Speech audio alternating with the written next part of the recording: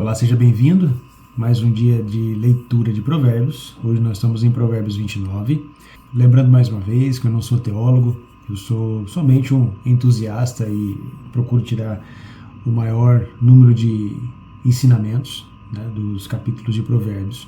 E hoje nós estamos no capítulo 29 e se você está me acompanhando, você percebe que em algumas situações eu pego outras passagens ao longo do capítulo que podem nos ajudar a interpretar uma situação aqui que eu possa achar interessante. Então vamos lá para a leitura do capítulo 29 de Provérbios.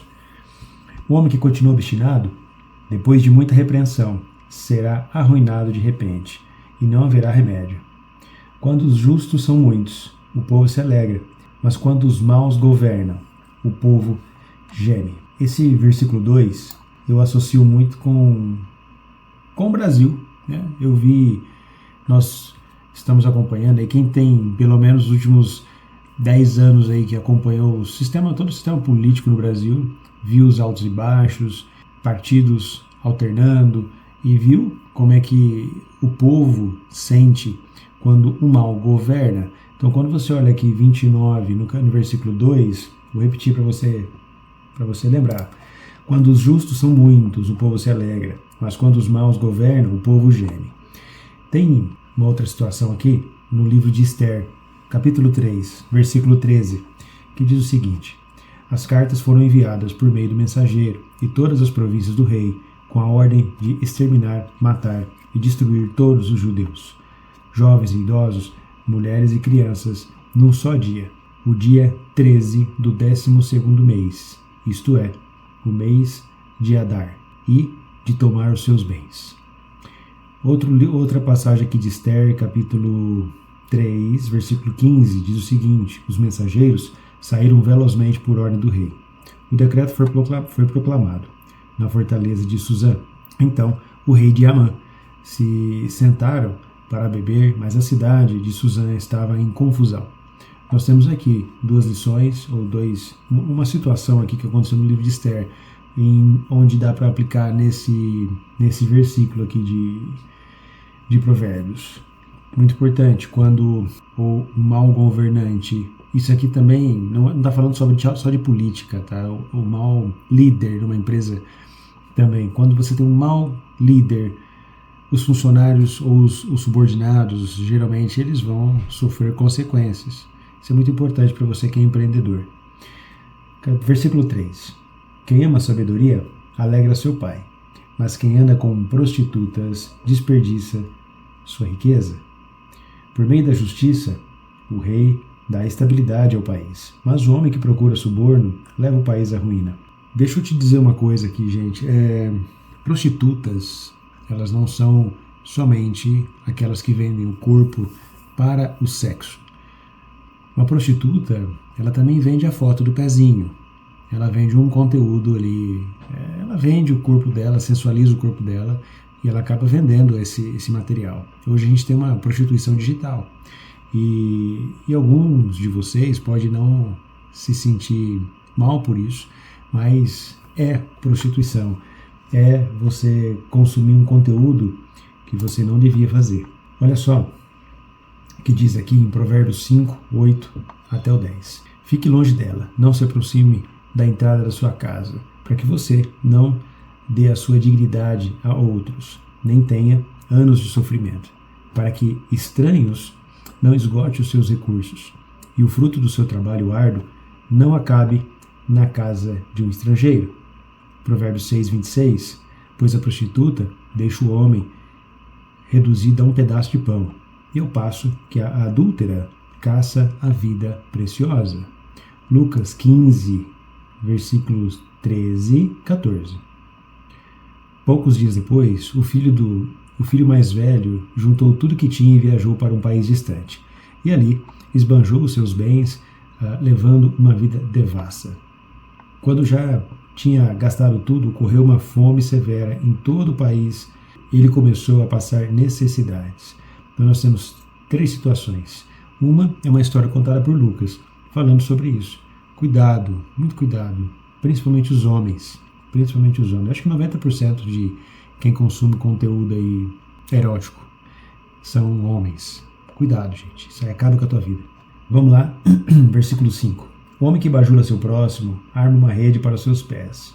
A transgressão do perverso é um laço para ele. Mas o justo grita de alegria e exulta. O justo se preocupa com os direitos dos pobres, mas os maus não se importam com isso. O homem que se gaba incendeia uma cidade, mas os sábios acalmam a ira. Seja sábio, meu amigo. Olha que diz em Atos 19, 29. Então a confusão se espalhou pela cidade e todos entraram correndo no teatro, arrastando junto os macedônios, Gaios e Aristarcos, companheiros de viagem de Paulo. Atos 19, 35. Por fim, depois de acalmar a multidão, o administrador da cidade disse: Homens de Éfeso, quem da humanidade não sabe realmente que a cidade dos Éfesos é a guardiã do templo da grande Artemis e da imagem que caiu do céu?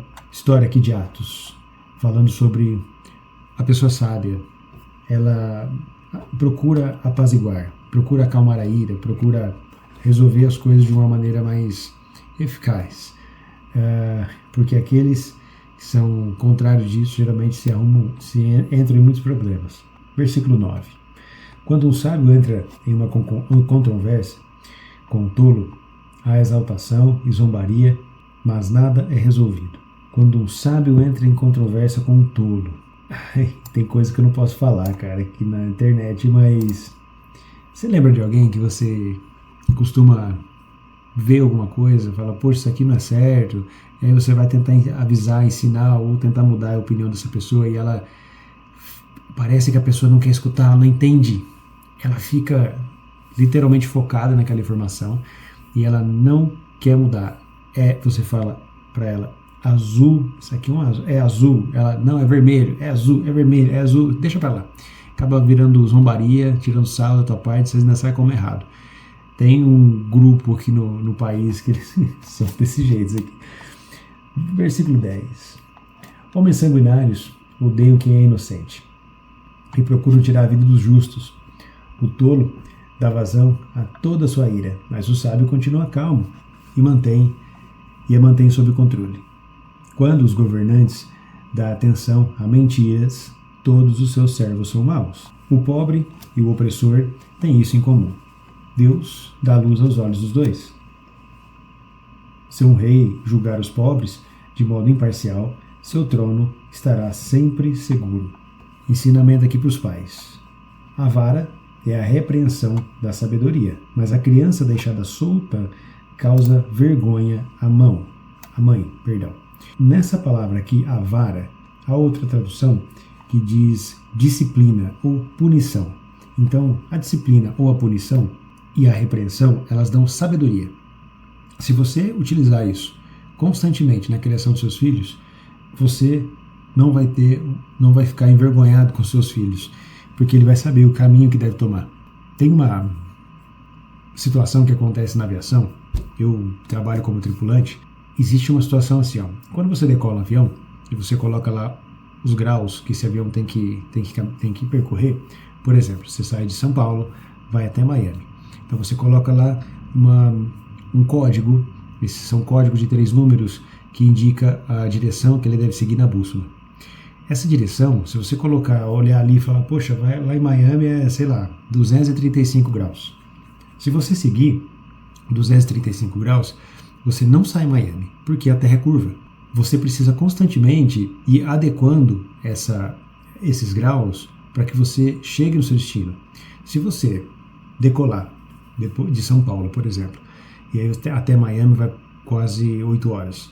Durante esse caminho, se você esperar, depois de 6 horas, corrigir a rota, a linha que deveria sair desse ponto, seguir até esse aqui, você vai começar a rodar assim, ó. E aí vai chegar um momento que você vai ter que virar e vir para cá. Então, se você ir constantemente fazendo correções para que você chegue num destino mais rápido, com menos combustível e de uma maneira mais segura, você economiza muito. Então, para que você chegue no seu destino com mais eficiência, você precisa constantemente corrigir a rota. Uma criação de um filho é assim também, constantemente corrigindo a rota, para que ele entenda isso. Principalmente, você vai colocar disciplina, ordem na vida dessa criança, ensinando pelo exemplo. Então, seu filho, provavelmente, se você tem um filho, provavelmente ele vai casar com a mãe e vai ser o exemplo de homem que ele vê o pai. E a esposa e a filha, por exemplo, vai provavelmente achar um pai para casar. Uma pessoa que tem característica do pai. E ela vai ter a mãe como um exemplo de como deve ser a mulher. Pensa muito bem nisso.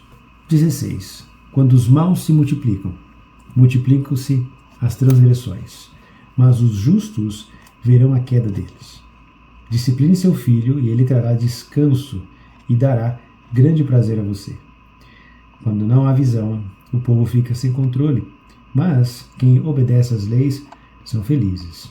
As leis, olha só o que diz aqui em 1 Tiago 25. Mas quem examina com cuidado a lei perfeita que pertence à liberdade e continua nela, tornou-se não um ouvinte que facilmente se esquece, mas um cumpridor da obra, e ele será feliz no que faz. João 13,17. Se vocês sabem essas coisas, felizes serão os que praticam. Provérbios 19,16. Quem guarda os mandamentos preserva a sua vida. Quem descuida da própria conduta morrerá. Não basta só você saber da lei. Você precisa cumprir, praticar e multiplicar a lei. 19. Um servo não se deixará corrigir só com palavras, pois, embora ele compreenda, não obedece. Você já observou um homem que fala de modo precipitado? Há mais esperança para um tolo do que para ele. Se um servo é mimado desde jovem, ele acabará se tornando um ingrato. Ai, quanta coisa a gente tem aqui, né? Quantos, sei lá, hoje a gente chama de Enzo, né? A nova geração. Mimado desde jovem, ele acabará se tornando um ingrato. O homem que facilmente se ira provoca brigas. E quem é propenso à ira comete muitas transgressões. Olha aqui o que diz em Provérbios 15, 18. O homem que se irrita facilmente provoca brigas, mas quem é paciente acalma a discussão. 23. A arrogância do homem o humilhará, mas quem é humilde de espírito terá glórias. Quem é parceiro de um ladrão odeia a si mesmo. Ele ouve a convocação para testemunhar, mas não relata nada. Tremer diante de homens é uma armadilha, mas quem confia em Deus será protegido. Muitos buscam a audiência de um governante, mas é Deus que se obtém justiça. O homem justo é detestável para os justos, e quem anda no caminho reto é detestável para quem é mau. Esse aqui foi o capítulo 29 de Provérbios, e espero que você esteja acompanhando e gostando. Multiplique, compartilhe esse vídeo com alguém que possa ter alguma informação aqui valiosa, que possa ajudar a vida e transbordar na vida de alguém. Espero você amanhã no capítulo 30. Tá chegando no fim, hein? Até amanhã.